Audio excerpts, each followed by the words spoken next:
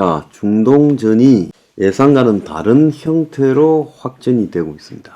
그냥 전면 침공해서 확전될 거라고 생각했는데 이스라엘이 3주째 기다리면서 준비를 한 다음에 가자 지역을 이스라엘하고 가까운 데부터 바둑판으로 나누어서 살라미 전략으로 한 구역씩 소탕해가는 형태를 벌이고 있어요. 그래서 지하 땅굴 속에 하마스들을 벙커 부스터 같은 폭탄으로 이 땅굴을 붕괴시키고 지하에서 견디지 못해서 지상으로 올라오게 하고 올라오면 사살하는 방법으로 지금 어제부터 소탕을 하고 있습니다. 자, 이런 이스라엘의 지금 방식은 상당한 기간 소모가 기본입니다. 최소 6개월이라는데 실제 6개월보다 더 걸릴 거라고 추정이 됩니다. 우크라이나 전쟁도 작년 2월 달에 발생했을 때 지금까지 하고 있을 줄 누가 알겠습니까? 자, 세계은행은 중동 분쟁이 격화하면 유가가 배럴당 150불 이상 올라갈 거다. 이렇게 지금 우려하고 있어요. 그러면서 1970년대 있었던 두 차례의 석유 파동 오일 쇼크가 반복될 위험이 있다고 어제 언급했어요. 그래서 이스라엘과 하마스의 분쟁이 장기화 화면인데 이제 장기화가 됐어요. 러시아와 우크라이나 침공으로 여전히 불안한 상품 시장에 여기에 중동발 공급 부족을 초래하면서 이중 충격을 가해 에너지 식량 가격이 크게 올라갈 것이다. 최근 중동 분쟁은 70년대 이후에 원자재 시장에 가장 충격을 준 러시아 우크라이나 전쟁에 이어 또 하나의 전쟁이 발생한 거다면서 지금 현재 4분기에 배럴당 90달러 수준이 내년에는 배럴당 81달러 정도로 경제 성장이 침체되면서 내려가지 않을 건가 이렇게 추정을 해왔는데 중동 분쟁이 격화되면서 이런 전망이 반전되어서 최악의 시나리오에서는 사우디 같은 아랍 내 최대 산유국이 수출을 줄이면서 세계 석유 공급량이 하루에 800만 배럴까지 감소해서 유가가 150불을 뛰어넘을 것이다 라고 보고 있어요. 공급 차질이 중간 정도로 보면 한 120불 넘어갈 것이다. 그래서 현재 세계 1일 석유 수요가 1억 200만 배럴인데 이거 시장이 교란될 가능성이 매우 크다는 겁니다. 그래서 이란이 만약에 적극적으로 이 오일 감산에 들어가면 세계 석유 수출에서 결정적인 타격이 올 건데 현재 돌아가는 꼴을 보면 이스라엘과 팔레스타인 간의 분쟁 수준을 벗어날 거라고 지금 예측이 되고 있어요. 73년 10월에 오페크들이 당시 중동전에서 이스라엘을 지원한 미국과 그 지원 국가들에 대해서 석유 수출을 줄이면서 유가가 4배 폭등을 했을 때 굉장히 어려움을 겪었죠. 지금 중동이 차지하는 이 석유 수출 비중은 73년에 37%인데 지금은 30%라는 거예요. 근데 이 석유라는 것은 필수 사용량이기 때문에 조금만 이 공급에 문제가 생겨도 탄력 효과가 크죠. 근데 지금 러시아 우크라이나 침공에 따른 후유증들이 회복되지 않은 상황에서 중동발 지금 이런 이 전쟁이 또 다른 충격을 주게 되면 참으로 심각한 일이 발생할 것이다. 근데 이게 유가 폭등뿐만 아니라 식량 폭등까지 가져올 거다. 이렇게 지금 예측이 되고 있어요.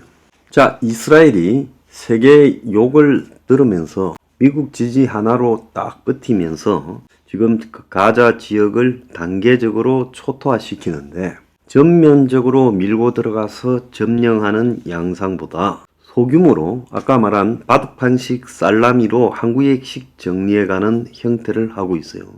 그래서 단기적으로 하마스를 괴멸시키는 게 아니라 단계적 장악 전술을 쓰고 있다는 것은 그건 분명한 사실이에요. 그래서 하루에 수십 명씩 죽이더라도 한 달이면 수백 명을 죽이고 1년이면 수천 명을 죽여서 정리하겠다 이런 입장이에요. 그런데 이렇게 단계적으로 하는 것이 국제사회의 압력을 의식한 것이다라는 이야기도 있고, 이란이 전면 개입할까봐 이란 전면 개입의 명분을 헷갈리게 하기 위해서 이렇게 한다라는 이야기가 나오고 있어요.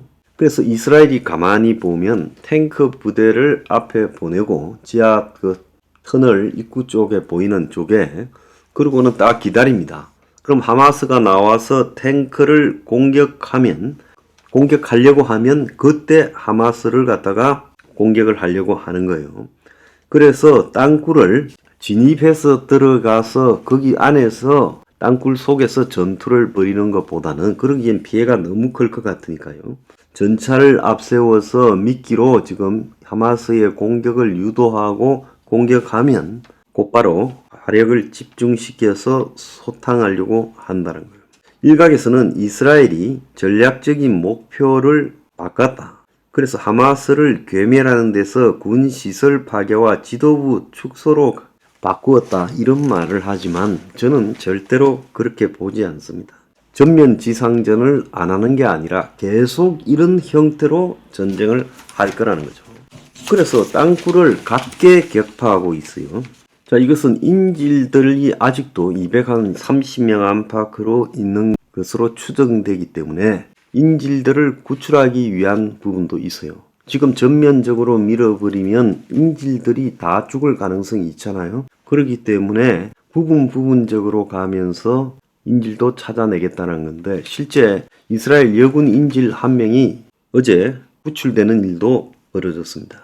그저께 밤에 하마스 잡는 방법을 보면 탱크 장갑차 수백 대가 지금 터널 입구에 가니까 거기서 하마스 전투원들이 튀어나와서 기갑부대에 기관총을 난사했죠. 그러니까 이스라엘 탱크뿐만 아니라 주변 포들이 순식간에 그냥 거기에 쏟아부어서 수십 명의 지금 하마스 대원이 그 자리에서 죽었습니다.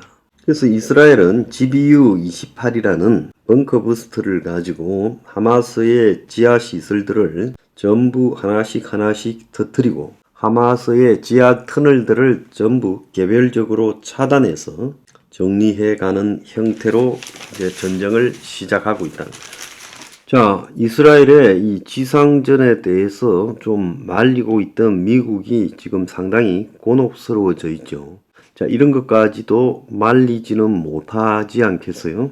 자, 이란은 지금까지 그저께 자기들이 레드라인을 이스라엘이 넘었다면서 참전을 시사했지만 지금 아직 참전을 못하고 있어요.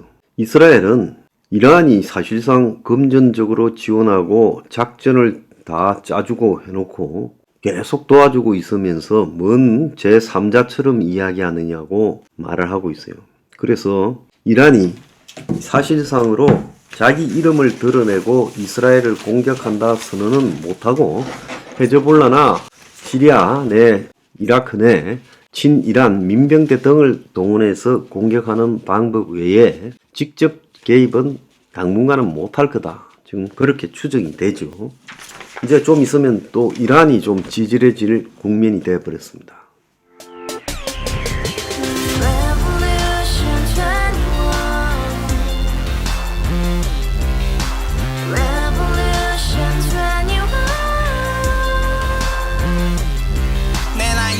월세 30 코인빚만 300 서울에 온 지 벌써 10년 아둥바둥 버텼지만 여전히 난 반지 하에 제왕 곰팡이 연문제약 내비랑 깡통망통 완전히 폭망 고시원 창문만큼 작아진 내 꿈 연애 결혼 내 집 모든 게 헛꿈 1년 전 떠난 여친 울며 말했지 같이 스파자 평생 가본 게 꼬꼬꼬라지